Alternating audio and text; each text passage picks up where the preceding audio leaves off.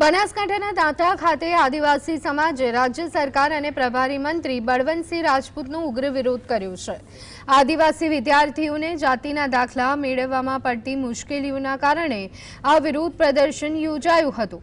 મોટી સંખ્યામાં આદિવાસી લોકોએ રસ્તા પર ઉતરી આવી અને ચક્કાજામ કર્યો હતો। પ્રદર્શનકારીઓએ મંત્રી બળવંતસિંહ રાજપૂતની ગાડી રોકી અને તેમને પોતાની માંગણીઓથી અવગત કરાવ્યા હતા। આદિવાસી સમાજનો આક્ષેપ છે કે સરકાર જાતિના દાખલા માટે 1950ના પુરાવા માંગી રહી છે, જે આદિવાસી પરિવારો પાસે ઉપલબ્ધ નથી। આ કારણોસર અનેક વિદ્યાર્થીઓ ઉચ્ચ શિક્ષણ અને સરકારી નોકરીઓથી વંચિત રહી જાય છે।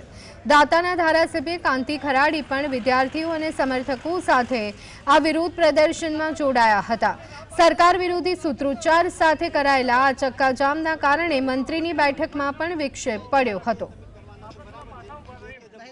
1950ના પુરાવા ના માંગવા જોઈએ ને કાયદેસરના એમના આદિજાતિના જે દાખલા મળતા હતા એ મળવા જોઈએ ને દાખલા નહીં મળશે તો સમગ્ર આદિવાસી દીકરા દીકરીઓ જે ભણી રહ્યા છે ને એમને મહાન મોટું નુકસાન થઈ રહ્યું છે।